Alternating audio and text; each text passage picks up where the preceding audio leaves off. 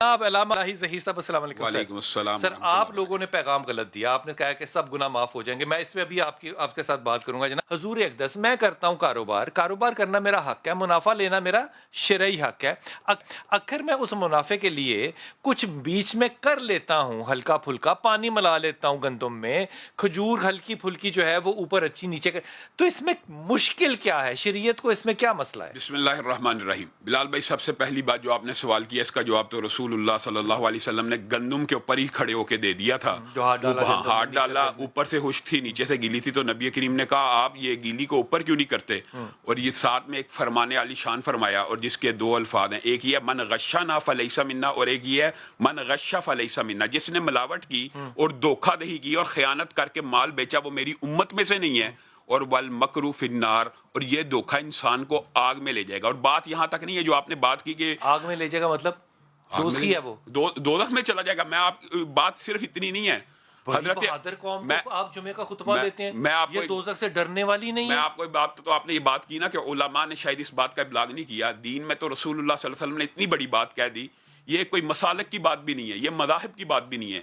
نبی کریم صلی اللہ علیہ وسلم نے فرمایا لا ایمان لمن لا امانۃ لہ, اس بندے کا ایمان ہی نہیں ہے جو امانت میں خیانت کرنے والا ہے. وہ بھی فارغ. لا دین لمن لا عہد لہ, اس کا کوئی دین ہی نہیں ہے, اس کا کوئی مذہب ہی نہیں ہے جس کا عہد نہیں, وہ جو ہے شک نہیں کرتا, تو وعدہ یہ جو توڑتا. سارے فراڈ کر رہے ہیں, سارے دو نمبری کر رہے ہیں, آپ ان پہ فتویٰ دے دیں گے کہ یہ ایمان کے دائرے سے میں باہر فتویٰ ہے؟ کیا دیتا ہوں؟ میں حضرت عبداللہ ابن مسعود کی آپ کو بات بتلاتا ہوں. حضرت عبداللہ ابن مسعود نے کہا یہ جو آپ کہہ رہے ہیں فراڈ لگاتے ہیں, بہنوں کا حصہ کھاتے ہیں, مال میں ملاوٹ کرتے ہیں, وراثت کا حق کھا جاتے ہیں, دودھ میں پانی ملا کے بیچتے ہیں, کل قیامت کے دن اس بندے کو اللہ تعالیٰ کھڑا کرے گا اور کہے گا یہ مال واپس کرنا ذرا, جس کو بیچا تھا اتنے پیسے کا وہ مال, اور وہ کہے گا اللہ یہاں پہ اب وہ مال کیسے آئے گا؟ تو اللہ اس کو کہے گا وہ سامنے جہنم ہے, اس میں وہ دیکھ بہنوں کی وراثت بھی پڑی ہوئی ہے, وہ دودھ ملاوٹ شدہ بھی پڑا ہوا ہے, جا اٹھا لے. تو وہ بندہ تیزی سے جائے گا کہ آج میں یہ حق واپس لٹا دوں. وہ جہنم میں اترے گا, اور جب مال پکڑنے لگے گا گر جائے گا, جہنم کی گھاٹیوں میں ہمیشہ کے لیے گرتا چلا جائے گا. یہ رسول اللہ صلی اللہ علیہ وسلم نے آپ کو اور مجھے بتلا دیا. اور حکایت کیا ہے؟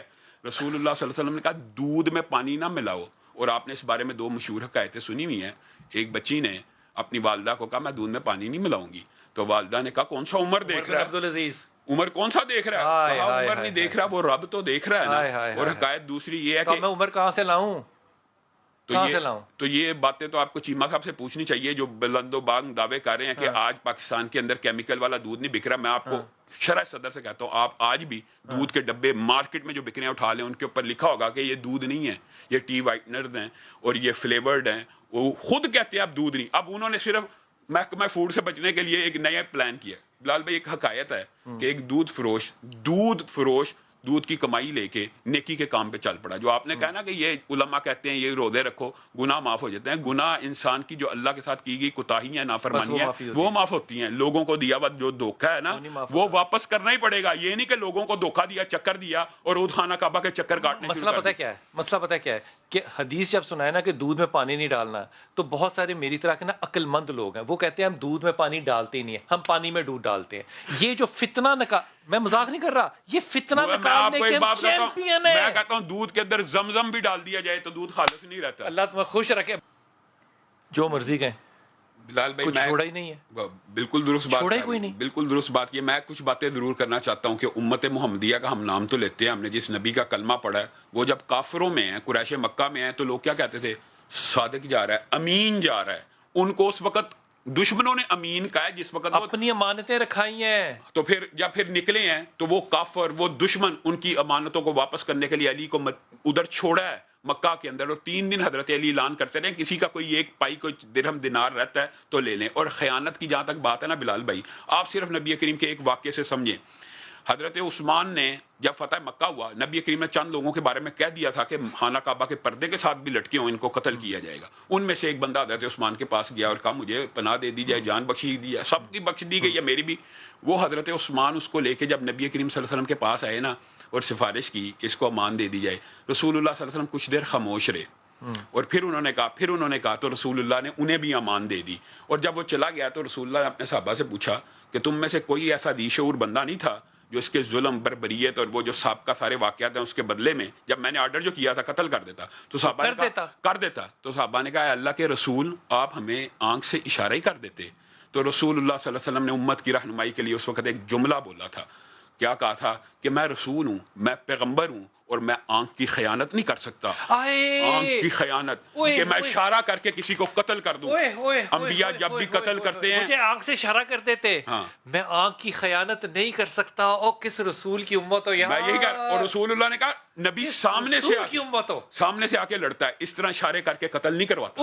جو نبی آنکھ کی خیانت نہ کرتا. اور اللہ تعالیٰ نے کل قیامت کے دن جو رسول اللہ کے ذریعے ہم تک بات پہنچائی ہے کہ میں چند مقدمات ایسے ہوں گے جن کا مدعی میں رب ہوں گا. مدعی رب ہوگا. ان میں سے 2 باتیں جو ہمارے مقدمہ درج کرنے والا رب خود ہوگا. مقدمہ درج تو رب بھی کرتا ہے. مقدمے کا مدعی یعنی فریق، اللہ تعالیٰ فریق بنے گا کن لوگوں کی طرف سے. نمبر 1، جس بندے کو کسی نے مزدور رکھا یا اجرت پہ ملازم رکھا، جب مہینہ ختم ہو گیا یا دن ختم ہو گیا تو جان بوجھ کے جھگڑا ڈال دیا کہ کچھ تنہا میں سے کمی ہو جائے. یعنی خیانت کا نیت ہے کہ اس سے جھگڑا ڈالوں، لڑائی ڈالوں، تو نے کام کچھ پورا نہیں کیا، کچھ خیانت.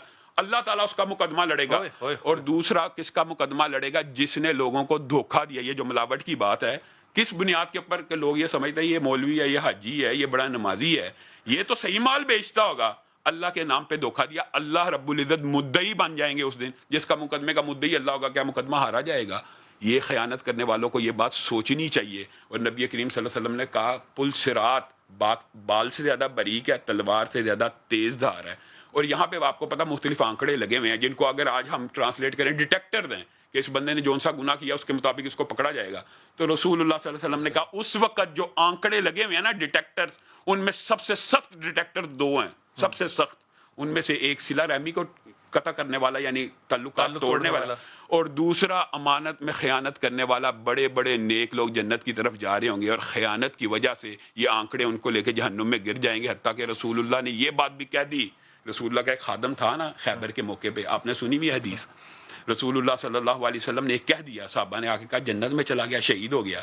رسول اللہ نے کہا وہ جنت میں تو تب جائے گا جب وہ مال غنیمت میں سے چوری شدہ ایک چادر ابھی تو میں دیکھ رہا ہوں کہ وہ آگ میں بڑکائی جا رہی ہے اور اس کے اندر لپیٹا ہوا ہے، وہ خادم ہے، اور ایک چادر خیانت کیا. یہاں سے بلال بھائی یہ بات بھی سمجھ آتی ہے کہ مال غنیمت بھی صحابہ کا ڈائریکٹ مال نہیں تھا ہوتا. حافظ جی، آپ نے جو آج بات بتائی ہے نا کہ میرے رسول نے کہا کہ میں آنکھ کی خیانت بھی نہیں کروں گا، خدا کی قسم میرا جسم ہل کے رہ گیا. میں نے کبھی بات نہیں سنی تھی. صحیح حدیث ہے. اللہ آپ کو اس کا اجر دے گا. خدا کی قسم کمال بات ہے. مجھے بتائیں کہ جو ساری باتیں آپ کہہ رہے ہیں یہ محمدی سٹور تک، اللہ والے سٹور تک، بسم اللہ سٹور تک، حاجی نذیر الدین سٹور تک، مطلب یہ ان تک نہیں پہنچی ہے. بلال بھائی یہ تو پھر ان کو یہی بات سمجھانے کی ضرورت ہے نا کہ صرف ضرورت کیوں ہے؟ ضرورت یہ صرف شراب اور خنزیر حرام نہیں ہے، حرام پیسوں سے خریدا گیا بکرا بھی حرام ہے، مرغی بھی حرام ہے. یہ بات سمجھانے کی ضرورت ہے نا. تو لوگوں کو چکر اپنے گھر تو نہیں لے کے جاتے سمجھانا تو اس کو پڑے گا نا جو بے وقوف. اچھا میں ایک بات چلے کہتا ہوں، اپنے گھر یہ کیوں نہیں لے کے امت جاتے؟ کی اصلاح کے لیے ایک بات اور کہتا ہوں. نبی کریم صلی اللہ علیہ وسلم دیکھیں، ایک دعا آپ کرتے ہیں، ایک میں کرتا ہوں، ایک ہم اپنے والدین سے کرواتے ہیں جو بڑی دعا سمجھی جاتی ہے. ایک دعا رسول اللہ نے بھی دی ہے. رسول اللہ صلی اللہ علیہ وسلم نے کہا اس بندے کے اوپر رحمت ہو جو بندہ برائی چھوڑنے کا ارادہ کرے اور لوگوں کا حق واپس لٹانے کا ارادہ کر لے. صرف ارادہ کر لے، اس کے اوپر اللہ کی رحمت ہو. پھر اللہ تعالیٰ اس کے ارادے کو پائے تکمیل تک پہنچاتے بھی ہیں. اور جو بندہ لوگوں سے کی گئی خیانت کو واپس لٹانے کا ارادہ کرتا ہے اللہ اس کے مددگار بن جاتے ہیں. اللہ کرے بڑی جھوٹ بول رہے ہو ہمیں. او خدا کا واسطہ آپ کے پاس پہاڑ ہے نمک کے. جو زعفران وغیرہ جیسی چائے جو بچپن میں کبھی دستیاب ہوتی تھی، آپ کہاں پہ؟ آپ کو پتا ہے زعفران میں کس چیز کی ملاوٹ ہوتی ہے؟ جو چھلی کا چھلکا ہوتا ہے نا جی، ٹھیک ہے، چھلی کے چھلکے کو ڈائی کر کے وہ زعفران بنا دیا جاتا ہے. اس کی جو مونچھیں ہوتی ہیں وہ زعفران ہے. وہ زعفران والی چیز ہے نا، وہ زعفران کی طرح